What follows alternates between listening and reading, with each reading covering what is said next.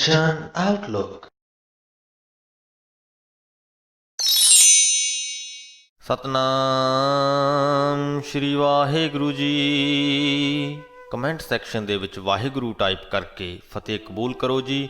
ਵਾਹਿਗੁਰੂ ਜੀ ਕਾ ਖਾਲਸਾ, ਵਾਹਿਗੁਰੂ ਜੀ ਕੀ ਫਤਿਹ। ਤੁਸੀਂ ਆਪਣੇ ਸੁਝਾਅ ਅਤੇ ਸਵਾਲ ਵੀ ਕਮੈਂਟ ਕਰ ਸਕਦੇ ਹੋ। ਤੁਹਾਡੇ ਸੁਝਾਵਾਂ ਦੇ ਉੱਤੇ ਕੰਮ ਕਰਨ ਦੀ ਅਤੇ ਤੁਹਾਡੇ ਸਵਾਲਾਂ ਦੇ ਛੇਤੀ ਤੋਂ ਛੇਤੀ ਜਵਾਬ ਦੇਣ ਦੀ ਪੂਰੀ ਕੋਸ਼ਿਸ਼ ਕੀਤੀ ਜਾਏਗੀ।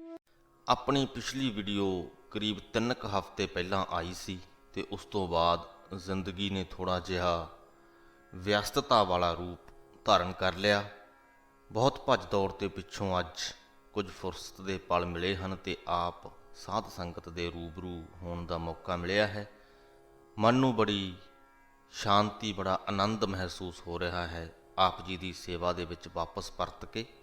ਹੁਣ ਆਪਾਂ ਬਹੁਤਾ ਸਮਾਂ ਨਾ ਬਿਤਾਉਂਦੇ ਹੋਏ ਸ੍ਰੀ ਗੁਰੂ ਗ੍ਰੰਥ ਸਾਹਿਬ ਜੀ ਦੇ 174ਵੇਂ ਅੰਗ ਦੀ ਬਾਣੀ ਪੜ੍ਹਦੇ ਹਾਂ ਤੇ ਸਮਝਦੇ ਹਾਂ। ਕੌੜੀ ਮਾਝ ਮਹਿਲਾ ਚੌਥਾ। ਚੋਜੀ ਮੇਰੇ ਗੋਵਿੰਦਾ, ਚੋਜੀ ਮੇਰੇ ਪਿਆਰਿਆ, ਹਰ ਪ੍ਰਭ ਮੇਰਾ ਚੋਜੀ ਜੀਓ, ਹਰ ਆਪੇ ਕਾਨ ਉਪਾਏ ਦਾ ਮੇਰੇ ਗੋਵਿੰਦਾ, ਹਰ ਆਪੇ ਗੋਪੀ ਖੋਜੀ ਜੀਓ। ਚੋਜੀ ਉਹ ਹੁੰਦਾ ਹੈ ਜੋ ਆਪਣੀ ਹੀ ਮੌਜ ਦੇ ਵਿੱਚ ਰਹਿੰਦਾ ਹੈ, ਆਪਣੀ ਹੀ ਮਰਜ਼ੀ ਦੇ ਕੰਮ ਕਰਦਾ ਹੈ। ਤਾਂ ਗੁਰੂ ਰਾਮਦਾਸ ਜੀ ਇੱਥੇ ਕਹਿੰਦੇ ਨੇ ਕਿ ਹੇ ਮੇਰੇ ਗੋਬਿੰਦ, ਹੇ ਮੇਰੇ ਪਿਆਰੇ, ਜੋ ਮੇਰਾ ਪ੍ਰਭੂ ਹੈ ਉਹ ਚੋਜੀ ਹੈ, ਉਹ ਆਪਣੀ ਮਰਜ਼ੀ ਦੇ ਕੰਮ ਕਰਦਾ ਹੈ। ਜਦੋਂ ਉਸ ਦਾ ਦਿਲ ਕਰਦਾ ਹੈ ਉਹ ਆਪੇ ਹੀ ਕ੍ਰਿਸ਼ਨ ਨੂੰ ਉਪਾ ਦਿੰਦਾ ਹੈ, ਜਨਮ ਦੇ ਦਿੰਦਾ ਹੈ, ਕ੍ਰਿਸ਼ਨ ਨੂੰ ਤਿਆਰ ਕਰ ਦਿੰਦਾ ਹੈ ਤੇ ਕ੍ਰਿਸ਼ਨ ਦੀ ਗਵਾਲਾ ਵੀ, ਗੋਪੀ ਵੀ ਆਪ ਹੀ ਬਣ ਜਾਂਦਾ ਹੈ। ਕਿਉਂਕਿ ਅਸੀਂ ਸ੍ਰੀ ਗੁਰੂ ਰਾਮਦਾਸ ਜੀ ਦੀ ਬਾਣੀ ਪੜ੍ਹਦੇ ਪਏ ਹਾਂ ਤਾਂ ਚੇਤੇ ਦੇ ਵਿੱਚ ਆਇਆ ਹੈ ਕਿ ਪਿਛਲੇ ਹਫ਼ਤੇ ਹੀ ਸ੍ਰੀ ਗੁਰੂ ਰਾਮਦਾਸ ਜੀ ਦਾ ਗੁਰਪੁਰਬ ਜੋ ਹੈ ਪੂਰੀ ਦੁਨੀਆ ਦੇ ਵਿੱਚ ਮਨਾਇਆ ਗਿਆ ਹੈ। ਆਪ ਸਾਧ ਸੰਗਤ ਨੂੰ ਵੀ ਬਹੁਤ ਬਹੁਤ ਵਧਾਈ ਹੋਵੇ ਗੁਰੂ ਸਾਹਿਬ ਦੇ ਗੁਰਪੁਰਬ ਦੀ। ਅੱਗੇ ਵੱਧਦੇ ਹਾਂ। ਹਰ ਆਪੇ ਸਭ ਘਟ ਭੋਗਦਾ, ਮੇਰੇ ਗੋਵਿੰਦਾ ਆਪੇ ਰਸੀਆ ਭੋਗੀ ਜੀਓ। ਘਟ ਤੋਂ ਭਾਵ ਹੈ ਸਰੀਰ।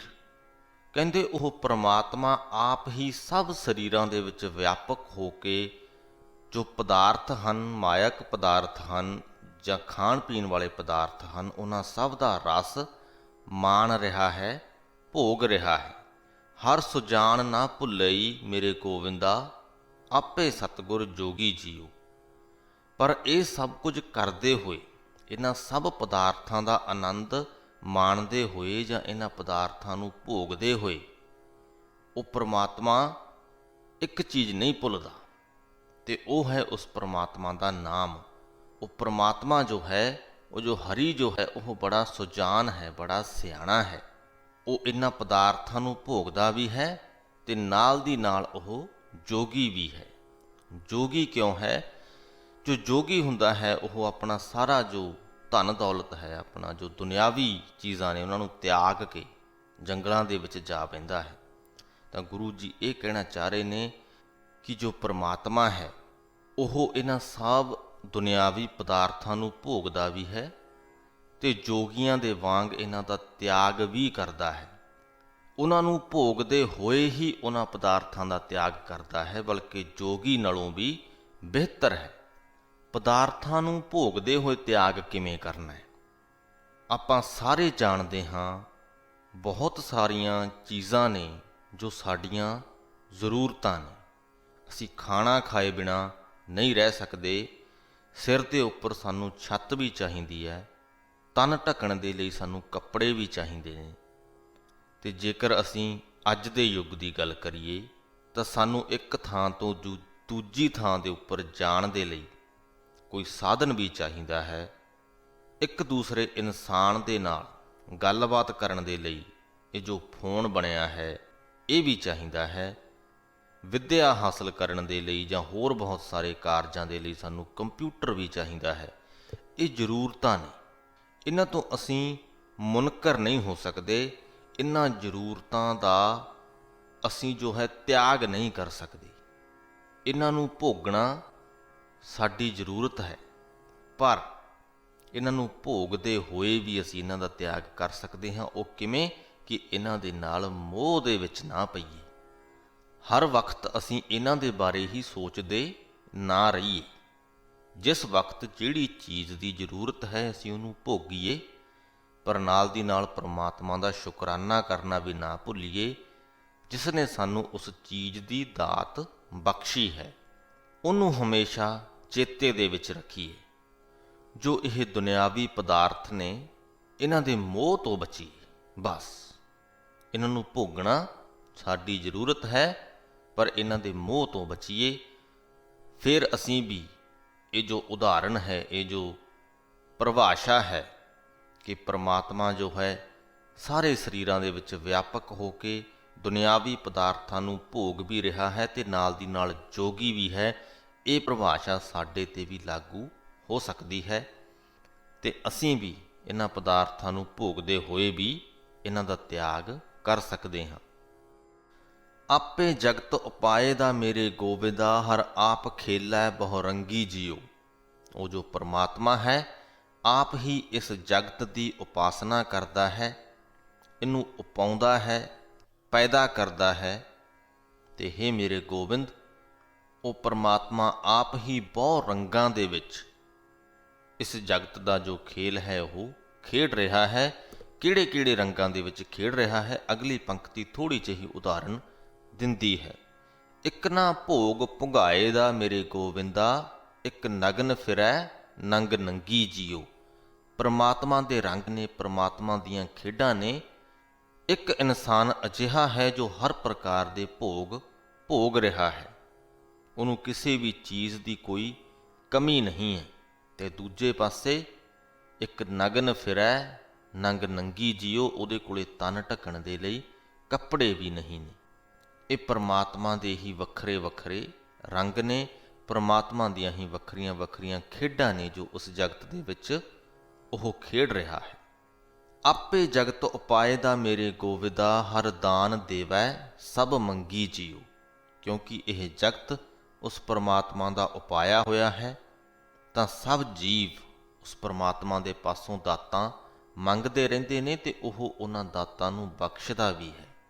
ਭਗਤਾ ਨਾਮ ਆਧਾਰ ਹੈ ਮੇਰੇ ਗੋਬਿੰਦਾ, ਹਰ ਕਥਾ ਮੰਗੈ ਹਰ ਚੰਗੀ ਜੀਓ। ਜੋ ਉਸ ਪਰਮਾਤਮਾ ਦੇ ਭਗਤ ਨੇ ਉਹਨਾਂ ਦੇ ਲਈ ਉਸ ਪਰਮਾਤਮਾ ਦਾ ਨਾਮ ਹੀ ਉਹਨਾਂ ਦੀ ਜ਼ਿੰਦਗੀ ਦਾ ਆਧਾਰ ਹੈ, ਆਸਰਾ ਹੈ। ਤੇ ਉਹ ਉਸ ਪਰਮਾਤਮਾ ਦੇ ਪਾਸੋਂ ਬਹੁਤੀਆਂ ਡਿਮਾਂਡਾਂ ਨਹੀਂ ਕਰਦੇ। ਉਹ ਉਸ ਪਰਮਾਤਮਾ ਦੇ ਪਾਸੋਂ ਉਸ ਪਰਮਾਤਮਾ ਦੀ ਕਥਾ ਹੀ ਮੰਗਦੇ ਨੇ, ਉਹਦੀ ਸਿਫਤ ਸਲਾਹ ਦੀ ਬਾਣੀ ਹੀ ਮੰਗਦੇ ਨੇ। ਹਰ ਆਪੇ ਭਗਤ ਕਰਾਏ ਦਾ ਮੇਰੇ ਗੋਬਿੰਦਾ, ਹਰ ਭਗਤਾ ਲੋਚ ਮਨ ਪੂਰੀ ਜੀਓ। ਪਰਮਾਤਮਾ ਆਪ ਹੀ ਜੀਵਾਂ ਦੇ ਪਾਸੋਂ ਆਪਣੀ ਭਗਤੀ ਕਰਵਾਉਂਦਾ ਹੈ। ਤੇ ਹੇ ਮੇਰੇ ਗੋਬਿੰਦ, ਭਗਤਾਂ ਦੇ ਮਨਾਂ ਦੇ ਵਿੱਚ ਜੋ ਲੋਚ ਪੈਦਾ ਹੋਈ ਹੁੰਦੀ ਹੈ, ਜੋ ਤਾਂਘ ਹੁੰਦੀ ਹੈ, ਉਹ ਵੀ ਪਰਮਾਤਮਾ ਆਪ ਹੀ ਪੂਰੀ ਕਰਦਾ ਹੈ। ਆਪੇ ਜਲ ਥਲ ਵਰਤਦਾ ਮੇਰੇ ਗੋਬਿੰਦਾ, ਰਵ ਰਹਿਆ ਨਹੀਂ ਦੂਰੀ ਜੀਓ। ਬਹੁਤ ਹੀ ਮਹੱਤਵਪੂਰਨ ਪੰਕਤੀ ਕਿ ਉਹ ਪਰਮਾਤਮਾ ਜਲ ਅਤੇ ਥਲ ਹਰ ਥਾਂ ਵਰਤਦਾ ਹੈ, ਹਰ ਥਾਂ ਵਿਆਪਕ ਹੈ। ਰਵ ਰਹਿਆ ਤੋਂ ਭਾਵ ਰਮਾਇਆ ਹੋਇਆ, ਰਮਿਆ ਹੋਇਆ, ਰਚਿਆ ਹੋਇਆ, ਹਰ ਜੀਵ ਦੇ ਵਿੱਚ ਰਚਿਆ ਹੋਇਆ ਹੈ, ਕਿਸੇ ਤੋਂ ਵੀ ਦੂਰ ਨਹੀਂ ਹੈ। ਰਵ ਰਹਿਆ ਨਹੀਂ ਦੂਰੀ ਜੀਓ। ਹਰ ਅੰਤਰ ਬਾਹਰ ਆਪ ਹੈ ਮੇਰੇ ਗੋਵਿੰਦਾ, ਹਰ ਆਪ ਰਹਿਆ ਭਰਪੂਰੀ ਜੀਓ।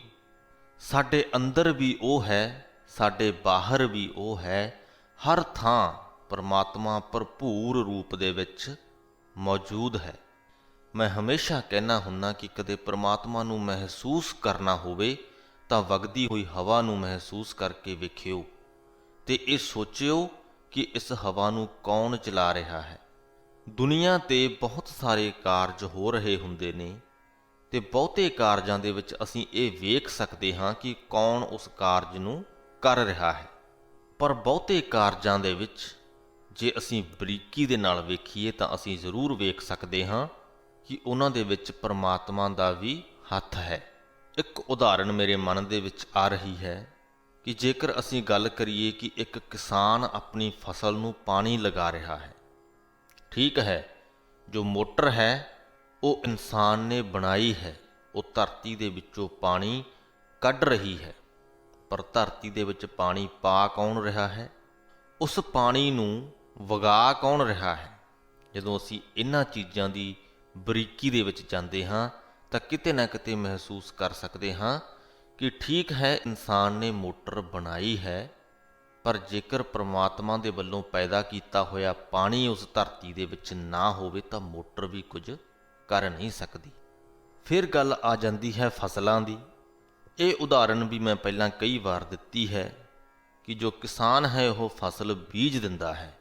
ਬੀਜ ਨੂੰ ਧਰਤੀ ਦੇ ਵਿੱਚ ਲਗਾ ਦੇਣਾ ਇਨਸਾਨ ਦਾ ਕਾਰਜ ਹੈ। ਇਨਸਾਨ ਉਸ ਕਾਰਜ ਨੂੰ ਕਰ ਸਕਦਾ ਹੈ, ਪਰ ਉਸ ਬੀਜ ਨੇ ਉੱਗਰਨਾ ਹੈ ਜਾਂ ਨਹੀਂ, ਇਹ ਇਨਸਾਨ ਦੇ ਹੱਥ ਵੱਸ ਨਹੀਂ ਹੈ। ਉਹ ਬੀਜ ਉੱਗਰ ਵੀ ਪਏਗਾ, ਬੂਟਾ ਵੀ ਬਣ ਜਾਏਗਾ, ਪਰ ਉਸ ਬੂਟੇ ਨੂੰ ਫਲ ਲੱਗੇਗਾ ਜਾਂ ਨਹੀਂ, ਇਹ ਇਨਸਾਨ ਦੇ ਹੱਥ ਦੇ ਵਿੱਚ ਨਹੀਂ ਹੈ। ਇੱਥੇ ਸਾਨੂੰ ਉਸ ਪਰਮਾਤਮਾ ਨੂੰ ਯਾਦ ਕਰਨਾ ਚਾਹੀਦਾ ਹੈ, ਇਸ ਗੱਲ ਨੂੰ ਮਹਿਸੂਸ ਕਰਨਾ ਚਾਹੀਦਾ ਹੈ ਕਿ ਇਹ ਉਸ ਪਰਮਾਤਮਾ ਦੀ ਬਖਸ਼ੀ ਹੋਈ ਦਾਤ ਹੈ ਜੋ ਸਾਡੇ ਬੂਟਿਆਂ ਨੂੰ ਫਲ ਲੱਗਦੇ ਪਏ ਨੇ, ਜੋ ਸਾਡੇ ਉਗਾਏ ਹੋਏ ਬੀਜ ਪੁੰਗਰਦੇ ਪਏ ਨੇ। ਹਰ ਅੰਤਰ ਬਾਹਰ ਆਪ ਹੈ ਮੇਰੇ ਗੋਵਿੰਦਾ, ਹਰ ਆਪ ਰਹਿਆ ਭਰਪੂਰੀ ਜੀਓ। ਹਰ ਆਤਮ ਰਾਮ ਪਸਾਰਿਆ ਮੇਰੇ ਗੋਵਿੰਦਾ, ਹਰ ਵੇਖੈ ਆਪ ਹਦੂਰੀ ਜੀਓ। ਇਹ ਜੋ ਜਗਤ ਦਾ ਪਸਾਰਾ ਹੈ, ਇਹ ਉਸ ਪਰਮਾਤਮਾ ਦਾ ਹੀ ਬਣਾਇਆ ਹੋਇਆ ਹੈ ਤੇ ਉਹ ਪਰਮਾਤਮਾ ਆਪ ਹੀ ਸਾਰੇ ਜੀਵਾਂ ਦੀ ਸੰਭਾਲ ਕਰ ਰਿਹਾ ਹੈ। ਹਦੂਰੀ ਤੋਂ ਭਾਵ ਹਾਜ਼ਰ ਨਾਜ਼ਰ ਹੋ ਕੇ, ਤੇ ਹਰ ਵੇਖੈ ਭਾਵ ਕਿ ਸਾਰੇ ਜੀਵਾਂ ਨੂੰ ਉਹ ਵੇਖ ਰਿਹਾ ਹੈ, ਉਹਨਾਂ ਦੀ ਸੰਭਾਲ ਕਰ ਰਿਹਾ ਹੈ। ਹਰ ਅੰਤਰ ਵਾਜਾ ਪੌਣ ਹੈ ਮੇਰੇ ਗੋਵਿੰਦਾ, ਹਰ ਆਪ ਵਜਾਏ ਤਿਉ ਵਾਜੈ ਜੀਓ। ਸਭ ਜੀਵਾਂ ਦੇ ਅੰਦਰ ਜੋ ਪ੍ਰਾਣ ਹਨ ਉਹ ਉਸ ਪਰਮਾਤਮਾ ਦਾ ਇੱਕ ਵਾਜਾ ਨੇ। ਉਹ ਪਰਮਾਤਮਾ ਇਸ ਮਨੁੱਖੀ ਸਰੀਰ ਰੂਪ ਵਾਜੇ ਨੂੰ ਜਿਸ ਤਰ੍ਹਾਂ ਵਜਾਉਣਾ ਚਾਹੁੰਦਾ ਹੈ, ਉਸੇ ਤਰ੍ਹਾਂ ਹੀ ਸਾਡਾ ਜੋ ਸਰੀਰ ਹੈ ਉਹ ਵੱਜਦਾ ਹੈ। ਜਾਂ ਦੂਜੇ ਸ਼ਬਦਾਂ ਦੇ ਵਿੱਚ ਜੇਕਰ ਅਸੀਂ ਕਹਿਣਾ ਚਾਹੀਏ ਤਾਂ ਕਹਿ ਸਕਦੇ ਹਾਂ ਕਿ ਜੋ ਸਾਡਾ ਸਰੀਰ ਹੈ ਉਸ ਪਰਮਾਤਮਾ ਦੇ ਹੱਥਾਂ ਦੀ ਖੇਡ ਹੈ। ਅਸੀਂ ਉਹਦੇ ਹੱਥਾਂ ਦੇ ਵਿੱਚ ਖੇਡ ਰਹੇ ਹਾਂ, ਜਿਵੇਂ ਉਹ ਸਾਨੂੰ ਖਿਡਾਉਂਦਾ ਹੈ ਅਸੀਂ ਉਸੇ ਤਰ੍ਹਾਂ ਹੀ ਖੇਡ ਲੈਂਦੇ ਹਾਂ। ਹਰ ਅੰਤਰ ਨਾਮ ਨਿਧਾਨ ਹੈ ਮੇਰੇ ਗੋਵਿੰਦਾ, ਗੁਰ ਸ਼ਬਦੀ ਹਰ ਪ੍ਰਭ ਗਾਜੈ ਜੀਓ। ਉਸ ਪਰਮਾਤਮਾ ਦੇ ਨਾਮ ਰੂਪੀ ਖਜ਼ਾਨਾ ਹਰ ਜੀਵ ਦੇ ਅੰਦਰ ਮੌਜੂਦ ਹੈ। ਹਰ ਨਾਮ ਨਿਧਾਨ, ਉਸ ਤੋਂ ਬਾਅਦ ਅਸੀਂ ਪੜ੍ਹਦੇ ਹਾਂ ਸ਼ਬਦ ਅੰਤਰ, ਕਿ ਪਰਮਾਤਮਾ ਦੇ ਨਾਮ ਰੂਪੀ ਜੋ ਖਜ਼ਾਨਾ ਹੈ ਹਰ ਜੀਵ ਦੇ ਅੰਦਰ ਹੈ। ਮੇਰੇ ਗੋਵਿੰਦਾ ਗੁਰ ਸ਼ਬਦੀ ਹਰ ਪ੍ਰਭ ਗਾਜੈ ਜੀਓ। ਪਰ ਉਸ ਖਜ਼ਾਨੇ ਨੂੰ ਮਹਿਸੂਸ ਕਰਨ ਦੇ ਲਈ ਗੁਰੂ ਦੇ ਸ਼ਬਦਾਂ ਦੀ ਲੋੜ ਪੈਂਦੀ ਹੈ। ਜਿਸ ਤਰ੍ਹਾਂ ਕਹਿ ਲਈਏ ਕਿ ਜੋ ਮਾਚਿਸ ਹੁੰਦੀ ਹੈ, ਮਾਚਿਸ ਦੀ ਜੋ ਡੱਬੀ ਹੈ ਉਹਦੇ ਅੰਦਰ ਤੀਲੀਆਂ ਮੌਜੂਦ ਨੇ, ਪਰ ਉਹਨਾਂ ਤੀਲੀਆਂ ਨੂੰ ਉੱਥੋਂ ਬਾਹਰ ਕੱਢ ਕੇ ਬਾਹਰ ਮਸਾਲੇ ਦੇ ਉੱਤੇ ਘਸਾਉਣਿਆ ਪੈਂਦਾ ਹੈ, ਤਾਂ ਕਿਤੇ ਜਾ ਕੇ ਚਿੰਗਾਰੀ ਬਲਦੀ ਹੈ।